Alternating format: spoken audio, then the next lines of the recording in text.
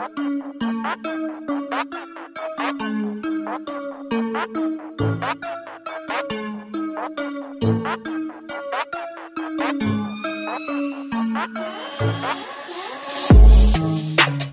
semuanya, kembali lagi ke channel yang seadanya ini. Nah, kali ini gue akan ngelanjutin pembahasan light novel Death March, yaitu volume 6 yang part 3. Nah, bagi kalian yang baru mampir ke channel ini, alangkah lebih baiknya untuk menonton video sebelumnya dulu biar tahu alur ceritanya. Dan jangan lupa untuk tekan subscribe-nya juga sebagai bentuk dukungan untuk channel ini ke depannya. Oke, jangan lama-lama lagi, langsung kita gaskan.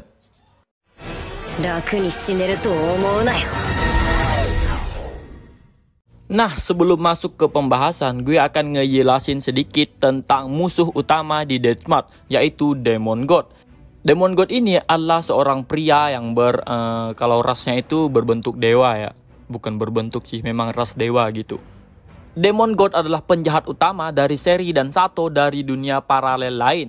Dia adalah pahlawan pertama yang dipanggil oleh Akon Kagura dan Pyrion, dan kemudian memimpin serangan melawan Raja Iblis Goblin. Setelah dia mengalahkan Raja Iblis, dia menyelesaikan ujian para dewa untuk menikahi Pyrion, dan para dewa kemudian mengubahnya menjadi setengah dewa dengan imbalan layanan yang diberikan. Setelah itu, dia dan Pyrion menyetujui siklus Raja Iblis 66 tahun dan masing-masing memanggil Raja Iblis dan pahlawan sesuai arahan dari dewa lain untuk membuat orang-orang di dunia fokus pada pembunuhan monster daripada satu sama lain dan untuk menjaga tingkat miasma dunia.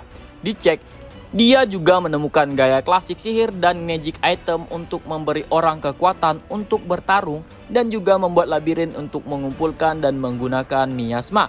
Tapi setelah kekalahannya dari pihak luar 30.000 tahun yang lalu, ia mulai menerima perintahnya sedikit lebih bebas untuk meningkatkan kekuatannya dan untuk membalas dendam terhadap pihak luar. Dengan kedok melindungi dunia ini, dia mulai memanggil orang-orang dari dunia lain dengan negativitas tinggi dan memberi mereka keterampilan unik yang akan mengubah mereka menjadi Raja Iblis jika mereka membawanya jauh. Ini pada gilirannya menciptakan lebih banyak racun dan kemudian menggunakannya untuk membuat lebih banyak iblis dan keterampilan unik dan kemudian mendapatkan banyak pengikut. Setelah Sato muncul di dunia, dia melihat kesempatan untuk mendapatkan kekuatan yang diperlukan untuk bertarung setelah Putri melihat bahwa potensinya dihancurkan dengan mendapatkan kap dewa penuh melalui keilahian yang dibuat dengan racun, bukan pemujaan. Tetapi setelah rencana itu gagal karena campur tangan para dewa, dia dan Pyrion kemudian menyatakan perang terhadap yang lainnya. Bentuk penampilannya itu tanpa menggunakan tubuh dewa, ganda sama persis dengan Sato dewasa. Jadi kalau untuk bentuk fisiknya itu sama seperti Sato yang ada di dunia aslinya, yang pas dia masih kerja. Nah, itu jadi bentuk si villain utamanya ini. Nah, segitu untuk info dari Demon God-nya atau villain utama. Oke, langsung ke pembahasan. Pagi pun tiba. Setelah pertemuan Sato dengan Duke pada malam sebelumnya, dia pergi ke reruntuhan labirin di bawah ibu kota lama untuk membuat panah suci baru, Holy Short Spear, dan sebagainya. 10 panah suci, 2 tombak pendek suci, dan 1 botol biru sudah cukup untuk menghabiskan persediaan bubuk naga dari labirin kota Seryu. Sato harus mendapatkan beberapa sisik naga atau dia akan berakhir dalam masalah di perjalanan. Ketika mereka pergi ke ruang makan, Nona Karina, pelayannya, dan kelompok pelopor pun masuk melalui pintu yang menuju ke halaman. Setelah menikmati sarapan, kepala pelayan Mr. Sebab pun masuk dan menyerahkan sepucuk surat untuk Sato dan sepucuk lagi untuk Nona Karina. Surat untuk Sato berasal dari Tolma, sedangkan surat untuk Nona Karina berasal dari adiknya yaitu Orion. Isi surat Tolma mengatakan bahwa saudaranya, Viscount Simon, akan kembali keesokan paginya dan itu jauh lebih awal dari apa yang dikatakan dia di salon. Di sisi lain, Nona Karina pun menangis karena marah setelah membaca surat dari adiknya Orion yang lebih mementingkan menyaksikan turnamen seni bela diri daripada mengunjungi saudara perempuannya yang jauh. Nona pun segera memeluk Nona Karina untuk menghubunginya. Begitu Nona Karina mulai tenang, Sato pun bertanya kepada Sebaf tempat-tempat tamasya yang dia rekomendasikan dalam upaya untuk meringankan kecanggungan.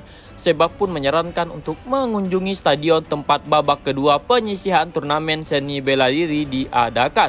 Mendengar itu, mata gadis-gadis BIS pun berkilau. Bahkan Liza yang biasanya tenang pun sangat bersemangat. Selain itu, Sebaf juga merekomendasikan museum yang sedang mengadakan pameran tentang leluhur Raja Yamato serta pertunjukan konser Skrill Toa The Songstress yang akan tampil di gedung konser. Meskipun Sato juga tertarik dengan pertunjukan itu, namun dia memutuskan akan mulai dengan pergi melihat turnamen bela diri yang disambut dengan kesepakatan bulat dari yang lainnya. Sato pun meminta Sebaf untuk mengatur kereta dan tempat duduk mereka di stadion sementara mereka bersiap. Di sana, anak-anak lain pun pergi membeli makanan ringan di stand terdekat. Sehingga yang tersisa di kursi mewah itu adalah Nona Karina, pelayannya Pina, dan Sato. Tidak lama setelah itu, yang lainnya pun datang dengan membawa makanan mereka masing-masing. Sementara mereka mencicipi berbagai makanan ringan, tibalah saatnya pertandingan akan dimulai. Gong pun terdengar dan suara penyiar pun bergema di seluruh stadion. Pertandingan pertama antara pendekar pedang ajaib, penjelajah Blodiron versus Zigen Master Kajiro, samurai kekaisaran Saga. Kajiro yang jangkung dan berotot memanggul pedang panjang, menunggu pertandingan dimulai dengan pelan. Pria itu mengenakan kimono dan hakama yang identik dengan budaya Jepang. Sementara itu, Tan dilengkapi dengan pedang mitril, satu tangan dan sebuah buckler dan dibalut baju besi mengkilap yang terbuat dari kulit monster kumbang. Tan level 42, sedangkan Kajiro level 39 dan keduanya berada di 5 besar pesaing turnamen. Para petarung pun mulai memasuki dua lingkaran yang digariskan di tanah. Ketika wasit meniup peluit dan berteriak bahwa pertandingan telah dimulai, para prajurit itu pun menyerang. Sebelum suara klakson memudar, Kajiro pun melompat maju, pisau putihnya melayang ke arah Tan. Sebuah penghalang defensif perisai instan Hirameki Tate pun menyebar dari perisai Tan memukul mundur serangan pedang panjang itu. Sebelum Kajiro bisa mengayunkan pedangnya yang panjang ke belakang, pedang satu tangan pun menyerang ke arah wajah Kajiro. Kajiro pun menghindar untuk menghadapi triple launch dari Tan yang datang. Kajiro pun menggeser kakinya untuk menyesuaikan ruang di antara mereka. Sementara Tan menggunakan lantunan mantra penguatan tubuh pendek untuk menguatkan dirinya. Mia dan Arisa yang mendengarkan lantunan itu pun mencoba memperkirakan efeknya. Berbeda dari sebelumnya, sekarang para petarung mulai bertukar pukulan dalam intensitas yang tinggi. Tan pun perlahan mulai memimpin. Pertempuran itu begitu intens sehingga para penonton yang bersorak pun terdiam karena tegang. Dentang keras pun terdengar dari stadion saat senjata besar Kajiro patah menjadi dua. Bahkan dengan pedangnya yang patah, Kajiro menolak untuk menyerah dan berayun ke arah lawannya dalam upaya terakhirnya untuk kembali. Namun, Tan sudah siap dan memblokirnya dengan pedangnya yang dibungkus dengan cahaya ungu yang menerobos stadion, dan Kajiro pun jatuh ke tanah. Tan pun memegangi pedangnya di leher Kajiro lalu menatap wasit untuk menyatakan kemenangannya. Suara haus darah dari penonton yang menyuarakan kematian Kajiro pun tersebar di stadion. Tapi Tan hanya mengangkat bahunya seolah menolak tuntutan dari penonton. Ketika wasit menyatakan kemenangan Tan, keributan pun muncul dari kerumunan yang menenggelamkan cemoohan yang tidak menyenangkan. Sementara menunggu pertandingan berikutnya dimulai, mereka pun mendiskusikan pertempuran sebelumnya. Liza tampak terkesan dengan pakaian gaya Jepang Kajiro. Tama dan Pochi sama-sama berusaha meniru gerak kakinya yang tidak bisa mereka pahami. Pertandingan berikutnya adalah pertarungan pedang sengit antara dua Beast Folk yang memiliki level 30. Kedua petarung itu pun berakhir dengan pendarahan. Pria rubah pun mengayunkan pedang besarnya seperti tembakan, menggunakan momentum itu untuk melepaskan tebasan berputar. Di sisi lain, pria Rakenfolk pun memisahkan pedangnya secara vertikal menjadi dua pedang yang lebih tipis dan mulai berputar-putar. Pertempuran sengit antara dua Beeffolk itu pun membuat kelompok Sato menjadi semangat. Namun, pertarungan itu berakhir imbang ketika para pejuang saling menjatuhkan secara bersamaan dan pertandingan ulang akan diadakan pada hari berikutnya. Babak final pagi itu adalah antara seorang penusuk Beastfolk dan seorang samurai perempuan yang merupakan kerabat Kajiro. Samurai yang memegang pedang panjang dari pertandingan pertama. Dia menggunakan prolem dan pedang pendek. level kedua petarung berada di sekitaran 20-an lebih rendah daripada pejuang yang mereka lihat sejauh ini. Ketika waktu yang ditentukan untuk mengevaluasi lawan sudah habis dan pertandingan dimulai, Spearman pun segera melakukan serangan ajaib. Ujung-ujung tombak berbentuk salib pun memotong lengan wanita itu dan ujung yang lainnya menggigit lengannya. Darah pun menyembur ke udara membuat penonton gelisah.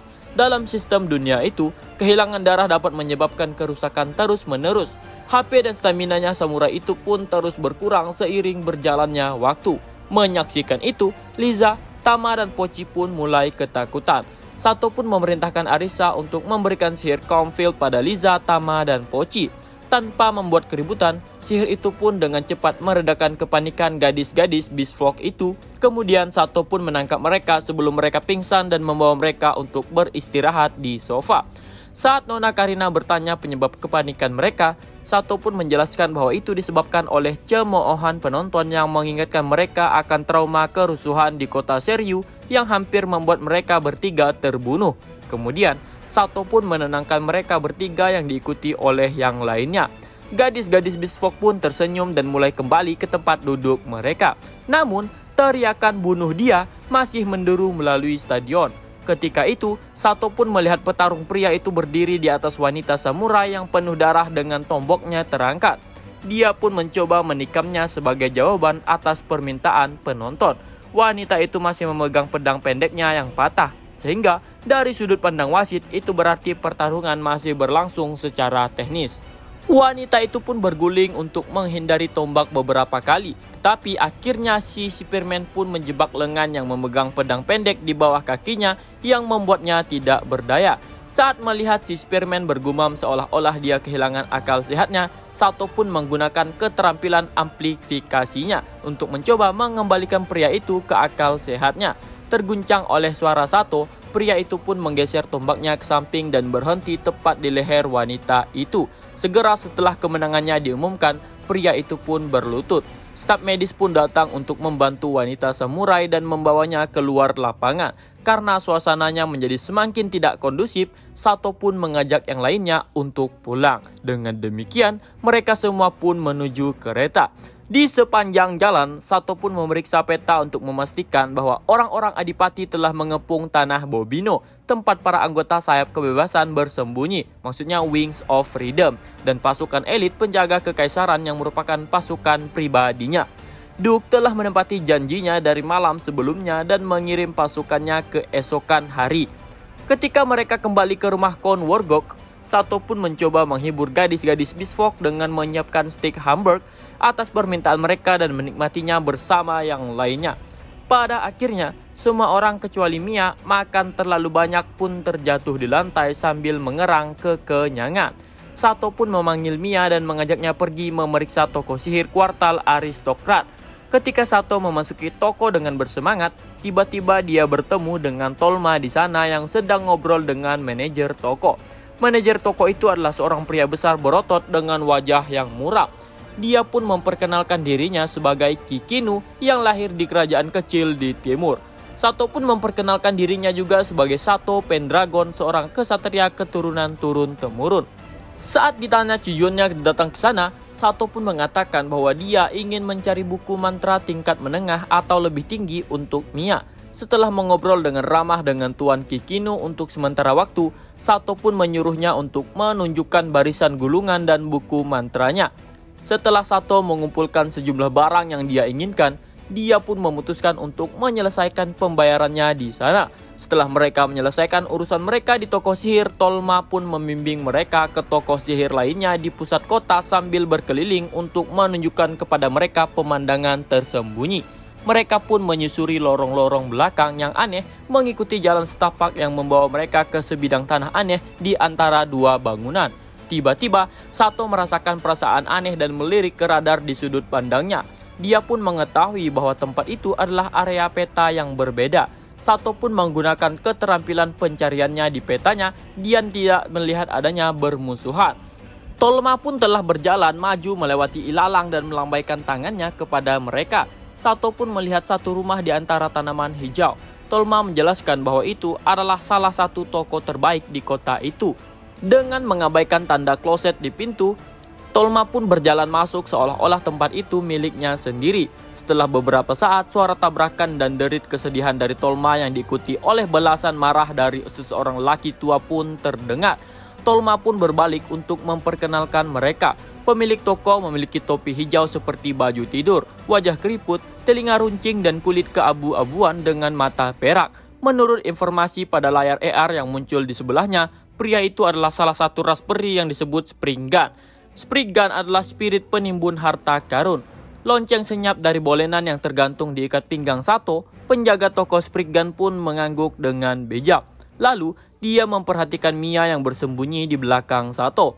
Dengan sedikit cemberut, Mia pun menurunkan tudungnya saat dia menawarkan perkenalan singkat. Pemilik toko itu pun memperkenalkan dirinya sebagai Eucham Bolesven. Mia pun juga memperkenalkan dirinya sebagai peri termuda dari hutan Bolenan. Misa Naria Bolenan, Putri Lami Sauya dan Lili Natona. Setelah itu, Tolma pun meminta pemilik toko untuk menunjukkan kepada Sato dan Mia barang khusus yang mereka sebut buku harta. Lelaki tua itu pun menghilang ke bagian belakang toko. Sato pun menawarkan permen dari tas penyimpanannya kepada penjaga toko ketika dia kembali dengan buku-buku dan gulungan-gulungan buku yang terikat. Sementara penjaga toko makan, Sato pun mengalihkan perhatiannya ke buku-buku yang dibawanya. Buku-buku yang diikat dengan senar mencantumkan nyanyian untuk berbagai mantra. Tidak ada satu baris penjelasan pun dalam bahasa Singgan yang kertas-kertas yang digulung berisi panduan dan catatan untuk membaca gulungan. Jadi Sato pun menggunakannya untuk mencoba membaca. Saat Sato membacanya, pemilik toko itu pun terkejut kagum karena mengetahui Sato bisa membacanya.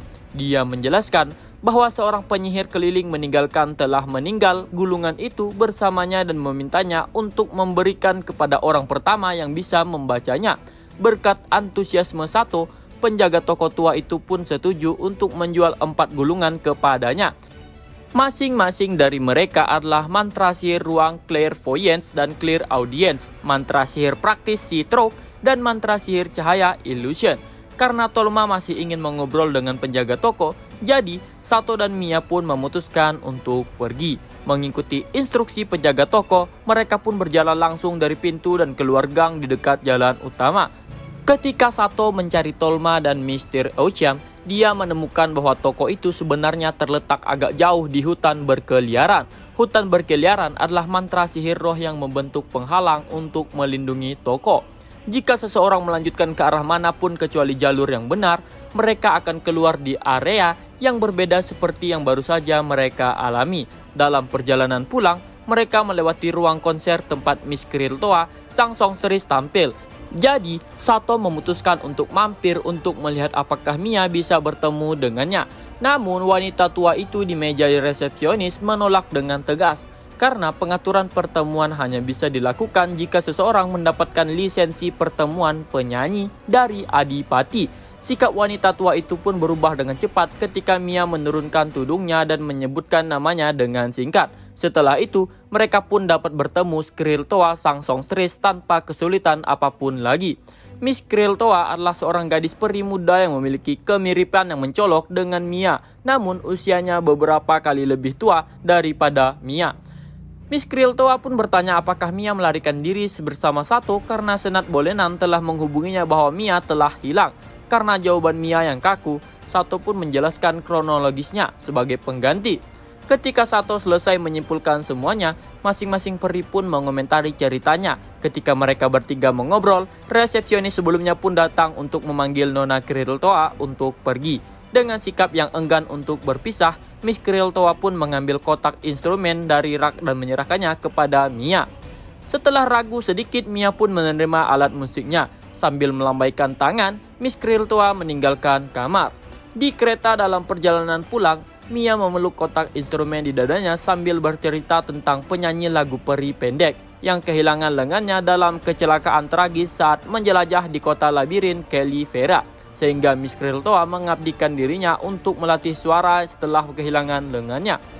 Ketika Sato mendiskusikan hal itu dengan Mia, kereta pun telah tiba di mansion. Dan Sato pun memutuskan untuk mengajak semua orang untuk melihatnya tampil suatu saat nanti. Malam itu, Sato pun kembali ke reruntuhan labirin di bawah ibu kota lama untuk menguji gulungan yang baru didapatkan sekaligus melakukan eksperimen terhadapnya. Ketika Sato menggunakan Firestorm dari menu sihir, itu langsung menghancurkan semua yang telah dipersiapkannya untuk menguji efektivitas mantranya seperti batu, baju besi, dan banyak lagi. Temperaturnya lebih rendah dari Force, tetapi kekuatan keseluruhannya jauh lebih tinggi. Itu adalah mantra yang diciptakan khusus untuk pertarungan destruktif. Mantra serangan semua dikemas sebagai pukulan, tetapi laser mantra sihir cahaya melakukan kerusakan area yang relatif sedikit, karena dimungkinkan untuk mengurangi kekuatannya dengan menyesuaikan jumlah balok yang ditembakkan, sehingga memungkinkannya untuk berguna dalam berbagai cara. Nah, mungkin segini dulu untuk pembahasannya kali ini. Nah, sedangkan untuk besok gue akan membahas novel Tsukigami Chibiku, yaitu di chapter berapa ya?